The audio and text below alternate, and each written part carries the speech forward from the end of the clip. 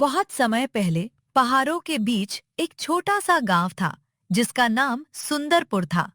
गांव में रहने वाले लोग मेहनत करके अपना जीवन चलाते थे।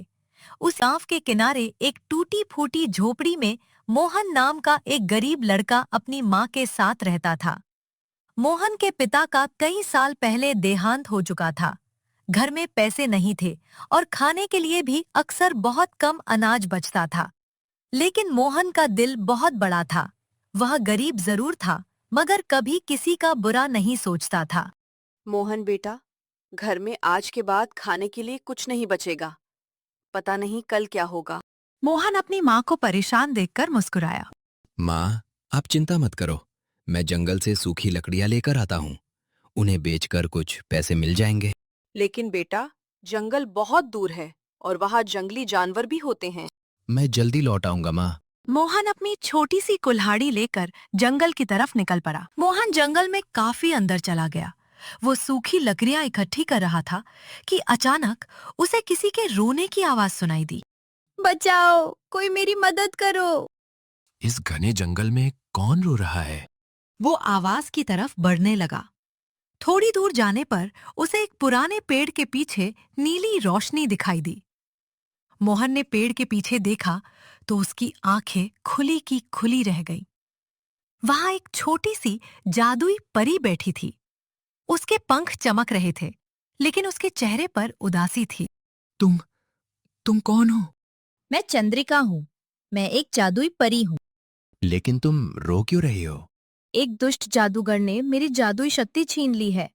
मेरी शक्ति वापस तभी आ सकती है जब कोई सच्चे दिल वाला इंसान मेरी 3 परीक्षाएं पूरी करे। मोहन ने बिना सोचे कहा। अगर मैं तुम्हारी मदद कर सकता हूँ तो मैं जरूर करूंगा। परी ने पहली बार मुस्कुराते हुए मोहन की तरफ देखा। मोहन, पहली परीक्षा तुम्हारे लालच की है। अचानक जंगल के रास्ते पर ढेर सारे सोने के सिक्के दिखाई देने लगे। मोहन हैरान रह गया। तुम चाहो तो ये सारा सोना ले सकते हो। मोहन ने सोने को देखा। उसके मन में अपनी माँ का ख्याल आया। वो सोचने लगा कि इससे उसकी गरीबी हमेशा के लिए खत्म हो सकती है। लेकिन फिर उसने पूछा, क्या ये सोना मेरा है? नहीं, ये तुम्हारा सोना नहीं है। तो मैं ऐसे नहीं लूंगा। बिना मेहनत के और बिना अधिकार के मिला धन मेरे किसी काम का नहीं। अचानक सारे सोने के सिक्के गायब हो गए। तुमने पहली परीक्षा पास कर ली। परी मोहन को जंगल के और अंदर ले गई। वहां एक पुराना पत्थर का दरवाजा था। इस दरवाजे के पीछे मेरी जादुई शक्ति का एक हिस्सा छिपा है, लेकिन इसे केवल वही खोल सकता है जिसके दिल में सच्ची इच्छा हो।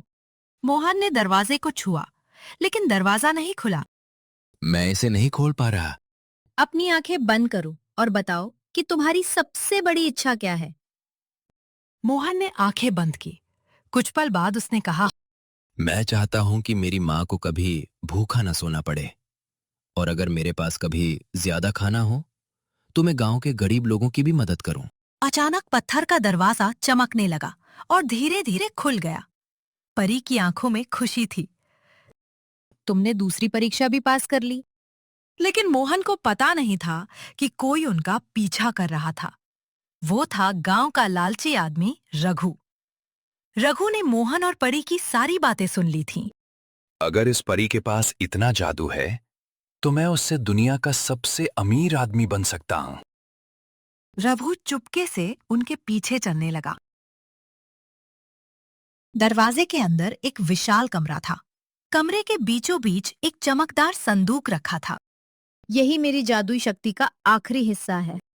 मोहन संदूक के पास गया, लेकिन तभी रघु दौड़ता हुआ अंदर आया। रुको, अब ये संदूक मेरा है। रघु काका, आप यहाँ कैसे? मुझे सब पता चल चुका है। अब ये जादुई शक्ति मुझे चाहिए। रघु ने संदूक खोलने की कोशिश की। संदूक से तेज रोशनी निकली और रघु पीछे गिर गया। मेरा जादू क्यों नहीं चल रहा? क्योंकि जादू लालची इंसान की इच्छा पूरी नहीं करता। मुझे किसी नियम की परवाह नहीं, मुझे बस धन चाहिए। मोहन ने उसे समझाने की कोशिश की। काका, धन के पीछे इतना मत भागिए। मेहनत से कमाया हुआ थोड़ा धन भी बहुत खुशी देता है। तुम मुझे उपदेश मत दो। रघु वहां से चला गया। परी ने मोहन से कहा, अब तुम्हारी आखिरी परीक्षा है। मोहन के सामने अचानक सोने का एक बहुत बड़ा संदूक दिखाई दिया। अगर तुम ये संदूक ले लोगे तो तुम्हारी गरीबी हमेशा के लिए खत्म हो जाएगी।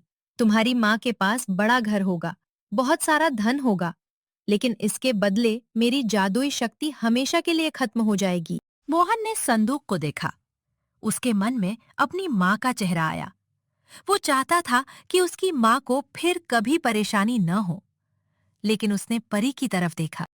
नहीं, मैं अपनी खुशी के लिए तुम्हारी शक्ति नहीं छीन सकता। लेकिन तुम्हें अपनी माँ के लिए धन नहीं चाहिए?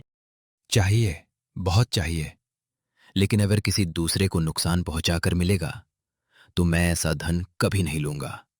मैं मेहनत करूंगा। अचानक पूरा कमरा तेज रोशनी से भर गया। परी के पंख पहले से ज्यादा चमकने लगे। मोहन, तुमने आखिरी परीक्षा भी पास कर ली। परी ने अपनी जादुई छड़ी घुमाई। सुनहरे संदूक की जगह एक छोटी सी थैली दिखाई दी। इसमें विशेष बीज हैं। इन्हें अपने खेत में बोना। मेहनत और ईमानदारी से खेती करना। तुम्हारी फसल इतनी अच्छी होगी कि तुम्हें कभी भूखा नहीं रहना पड़ेगा। मोहन ने थैली हाथ में ले ली। धन्यवाद चंद्रिका। एक बात हमेशा याद रखना, जादू तुम्हारी मदद कर सकता है, लेकिन तुम्हारी मेहनत ही तुम्हारा भविष्य बनाएगी। मोहन ने वादा किया कि वह इन बीजों का सही उपयोग करेगा। मोहन घर वापस आया और उसने परी के दिए बीज अपने छोटे से खेत में बो दिए। कुछ महीनों बाद खेत हरी भरी फसल से भर गया। मोहन ने फसल बेची और अच्छी कमाई की। उसने अपनी माँ के लिए एक पक्का घर बनवाया, लेकिन मोहन अपनी सफलता देखकर घमंडी नहीं हुआ। उसने गांव के गरीब लोगों को भी अनाज बांटना शुरू कर दिया। गांव वाले उसकी तारीफ करने लगे। मोहन ने अपनी गरीबी तो दूर की ही, साथ में दूसरों की जिंदगी भी बदल दी। ये देखकर रघु को अपनी गलती का एहसास हुआ। वो मोहन के पास गया। मोहन, मुझे माफ कर दो। लालच ने मुझे अंधा कर दिया था। काका, गलती हर इंसान से होती है, बस उसे सुधारने की कोशिश करनी चाहिए। रघु ने भी मेहनत करना शुरू कर दिया और धीरे धीरे उसका लालच कम होने लगा। एक शाम मोहन उसी जंगल में गया जहां उसे चंद्रिका परी मिली थी। चंद्रिका, अगर तुम यहाँ हो तो एक बार सामने आओ। अचानक पेड़ों के बीच वही नीली रोशनी दिखाई दी। चंद्रिका परी उसके सामने आ गई। तुम वापस आ गई? मैं तुम्हें धन्यवाद कहने आई हूँ। लेकिन मैंने तो तुम्हारी मदद की थी। और तुमने मुझे मेरी शक्ति वापस दिलाई। लेकिन उससे भी बड़ी बात यह है कि तुमने साबित कर दिया कि दुनिया में अच्छाई अभी भी जिंदा है। क्या हम फिर कभी मिलेंगे? जब भी कोई इंसान लालच के ऊपर अच्छाई को चुनेगा, समझ लेना मैं उसके आसपास ही हूँ। इतना कहकर परी चमकती हुई रोशनी में बदल गई और आसमान की ओर उड़ गई। मोहन काफी देर तक उसे देखता रहा, फिर वो मुस्कुराकर अपने घर की ओर लौट गया। इस कहानी से हमें सीख मिलती है कि असली जादू किसी जादुई छड़ी में नहीं, बल्कि इंसान के अच्छे दिल में होता है। लालच हमें गलत रास्ते पर ले जा सकता है, लेकिन ईमानदारी, मेहनत और दूसरों की मदद करने की भावना हमें सच्ची खुशी देती है।